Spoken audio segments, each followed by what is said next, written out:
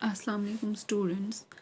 Our today's lecture is about electric generators, and in this lecture we will discuss about the principle, construction and the working of electric generator. Electric generator is a device, it's also known as dynamo. Dynamo is a small generator. It's a device used for generating electric current, that's electricity, by converting mechanical energy into electrical energy. That means here one type of energy is converted into electrical energy and nothing is generated. That's why we say the word generator is a misnomer, because here actually the conversion takes place. That is, one form of energy is converted into another form. So it is a device used for converting one form of energy, that's mechanical energy, into electrical energy. And in this lecture we have to discuss about the types of electric generators, and the two types of electric generators are, one is alternating current generator and another is direct current generator. And we have already discussed about the types of current, that's alternating current and the direct current. Now the general principle of both the generators, that is alternating AC generator, and the direct current, that is DC generator. Electric generator is an application of electromagnetic induction. As we have already studied what is electromagnetic induction, that is, the generator works on the principle when a straight conductor is moved in a magnetic field, then current is induced in the conductor, or we can say an EMF is induced in the conductor. And then what is the difference between alternating current generator and direct current generator? As we have found that direct current means, as we have studied in DC motor, direct current is where there is constant flow of electrons in a particular direction. That is, constant magnitude of electrons is flowing in a particular direction. Then how it is different from alternating current generator? As in alternating current, the electric charges move in one particular direction for very short time and then they flow in the reverse direction. This happens over and over again. That's why alternating. That is, in alternating current, not is the direction of not is the current direction of current changing periodically, but its magnitude also varies with time. That is why alternating. That means firstly we will discuss about alternating current generator. And we can say an alternating current generator converts mechanical energy into electrical energy in the form of alternating current, or AC. That is, the electric current, electricity produced by the alternating current generator is of which form? Alternating current. That is the AC current. And its principle is, whenever in a closed circuit the magnetic field lines change, magnetic field line means magnetic flux, and induced current is produced or generated. Let's take a look how generator functions. As you can see there is a coil ABCD, and at one end there is a particular handle, and once the handle is rotated we find the current starts flowing as shown by the galvanometer.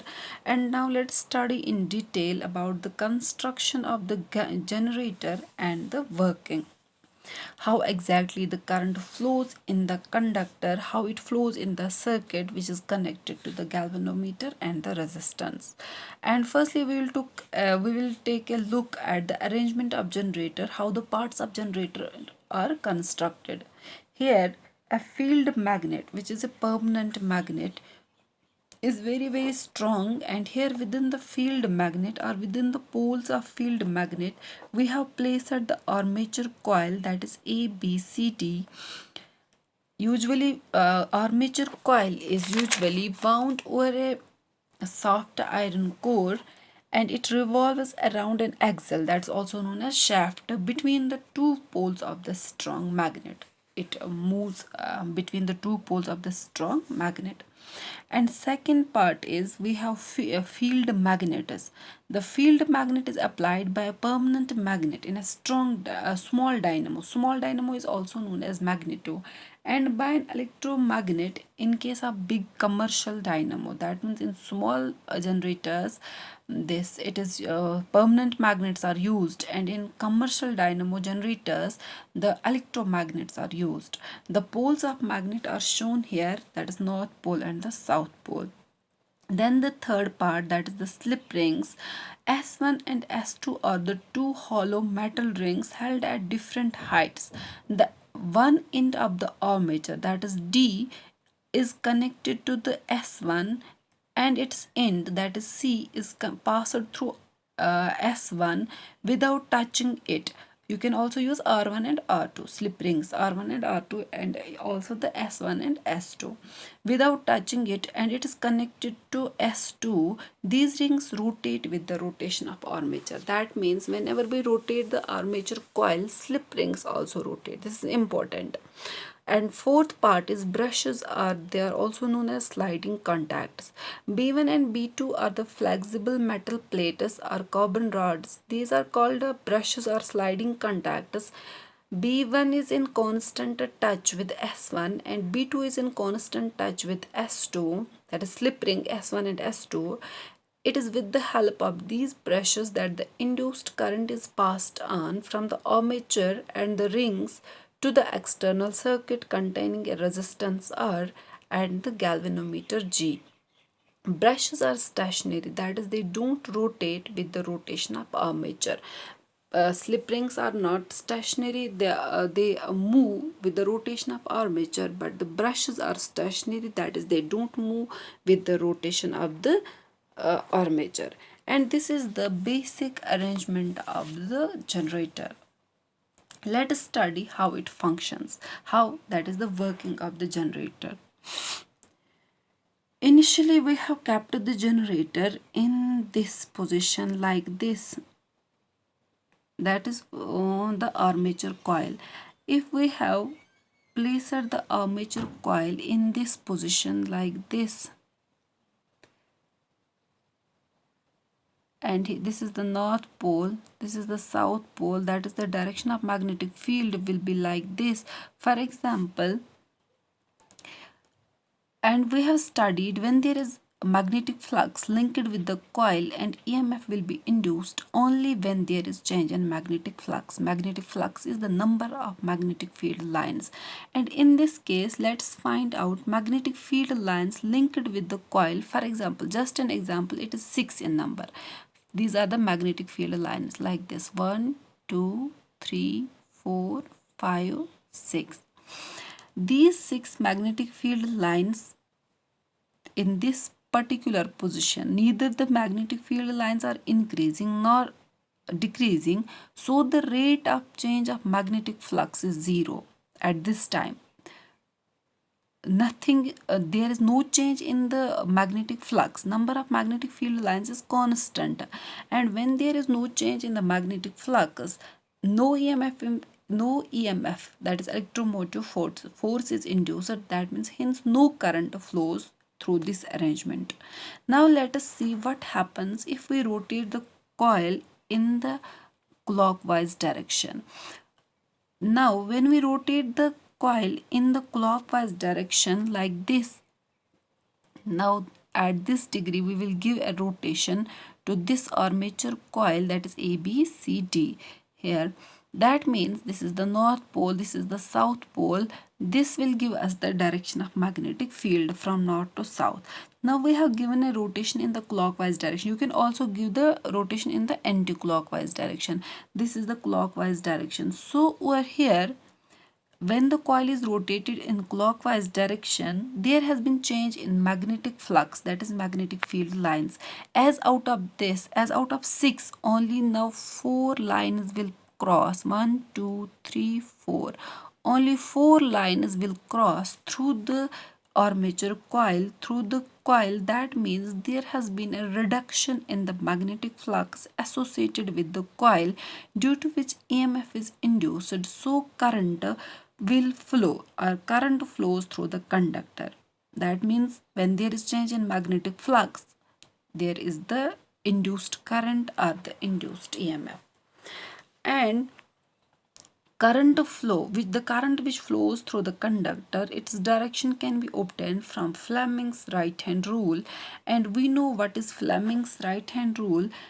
We have to use our right hand like this. This is our right hand.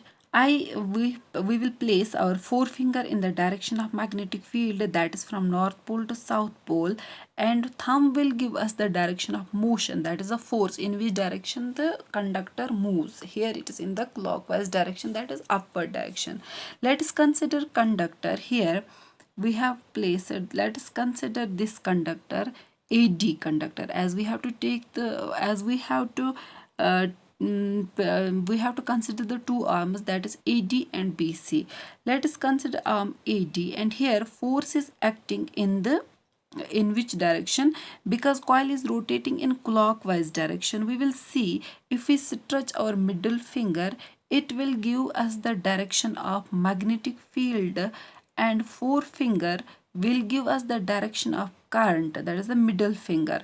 And here everyone can find the direction of magnetic field from north to south by our forefinger of the right hand.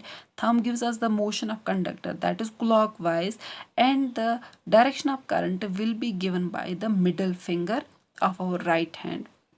And here in the diagram it is shown what is the direction of current in the conductor AD, and that is obtained from the Fleming's right hand rule. Now we will find the direction of current in the conductor BC. Also it will be obtained from the Fleming's right hand rule, and we have to place the forefinger in the direction of magnetic field, the thumb in the direction of force on the arm CD, on the arm CB. That means the middle finger will give us the direction of current, that is also shown here in this diagram. Current flows, then how current flows in this circuit? Current flows from here in this arrangement. Current flows like this, it is shown by arrows, and the galvanometer will show the deflection in the direction of current, that is towards the right. Here current flows all the way from like this, from CB, and comes to AD, passes through brush B1 and resistance this, and here the galvanometer shows deflection towards the right. And when the coil is rotated in clockwise direction, a point comes when it becomes parallel to the magnetic field. Parallel to the magnetic field, that means after rotation, अब हमने और थोड़ा rotate किया armature coil को. After rotation, no lines are passing through the coil, so we can say magnetic flux linked with the coil has become zero. अभी तक 6 out of 6, 4 lines were causing the magnetic field, that means there was a change in the magnetic flux. But now there is no change in the magnetic flux, it is constant. That means we can say the magnetic flux linked with the coil has become zero, because no lines are passing through the armature coil. Initially 6 magnetic field lines were passing, and now 0 line is passing. That means all the lines are passing outside the coil, which means rate of change of magnetic flux is maximum from 6 to 0. That is rate of change of magnetic flux is maximum. So we have induced EMF is directly proportional to the rate of change of magnetic flux, and at this point when there is maximum change in magnetic flux, there will be the current will be the maximum. That means now if the coil is further rotated in the clockwise direction, a point comes when the coil reaches this position again. That means the first position, it will reach the initial configuration again. And now the up to now it was AD was at bottom and BC was at top. Now when it is rotated, when complete rotation takes place, here AB, here A, in this diagram here AD will be at top, and BC will be at bottom, that means, and coil is perpendicular to the magnetic field, and again in this case all 6 magnetic field lines are passing through the coil, so magnetic flux linked with the coil is constant and no EMF is induced. That means no current flows as shown by the galvanometer will show zero deflection, and then again rotated in clockwise direction. So we see what happens, there is a change in magnetic flux because again only 4 lines are passing out of 6 through the coil, that is there is decrease in the magnetic flux, so EMF will be induced due to the current. So EMF will be induced due to which current flows, and through the coil use Fleming's right hand rule in order to find the direction of current. So forefinger represents now in these two arms, that is CB arm and AB arm, we will use Fleming's right hand rule and we will find the direction of current. That means forefinger gives us the direction of magnetic field, thumb indicates the direction of force, and by the middle finger we will get the direction of current, and here it is inwards. That means in arm BC and arm AD we will find the direction of current, that is shown by the arrows, and the current flown in the circuit will be current which flows through the circuit, it will be shown by the galvanometer deflection, and this time it will be in the opposite direction, that is towards the left. And again coil becomes parallel, on again rotating coil becomes parallel to the magnetic field, and rate of change of magnetic flux becomes again maximum, so maximum current flows. We keep rotating and we get same configuration again, which produces alternating EMF, and this change will produce alternating EMF because there is an alternating change in the direction of current. It can also be mapped on a graph, that is EMF with respect to degree of rotation or with respect to time. We can obtain a graph like this, if we have the rotate, we can draw it with respect to time or also with respect to degree of rotation like this. We will get if this is the rate, that is if this is with respect to time, change with respect to time, change in magnetic flux, we will get a graphical representation like this, that is a sinusoidal wave. Firstly when there was the position where the 6 magnetic field lines were passing and the 6 magnetic field lines were passing through the coil, there was zero change in magnetic flux, rate of magnetic flux was constant and no current was flowing, and with the rotation there was reduction in the magnetic flux, and there is the change in the magnetic flux, that means current flown in this way, and on further rotating the coil we obtained the same configuration, that is zero current was flowing through the circuit, and then again on further rotation we find there was further change in reduction in the magnetic flux, and the graph is obtained like this, that is the sinusoidal graph, that is the alternating current graph. That means we can say the direction of induced current changes in the external circuit after every half revolution of the armature, after the armature has turned through an angle of 180 degree from its initial position. So the current induced is alternating in nature. Here you can understand how the current reverses its direction in the figure 2, that we have already said that this brush B1, as the brushes are stationary but slip rings are not stationary, that means on rotating the armature coil slip rings will also rotate, and here in the figure 2 when current flows in this direction on reaching this slip ring R1 it will change its direction, reverse its direction, that means on reversing its direction it flows like this. Here from DABC to brush B1, like this, where it reverses its direction, and like this galvanometer shows it is deflection towards left, that is in the opposite direction. However, the current if the reversal will not have taken place, then this was the straight direction from galvanometer, like this, from GB1 R1, and like this. But here at brush B1 it changes its direction, as we have, as we know slip rings also rotate on rotating the armature. That means alternating current is produced in case of alternating current generator. And we can also we that means we found a generator converts mechanical energy, that means rotation is mechanical energy, into the electric energy. When current produced reverses its direction while flowing, its magnitude also varies with time, that is alternating current. And we can also increase the magnitude of induced EMF in a generator by increasing the number of turns of the armature, increasing the area of armature, increasing the speed of rotation of the armature, and increasing the strength of the magnetic field. And in our next lecture we will discuss about the direct current generator. Thank you.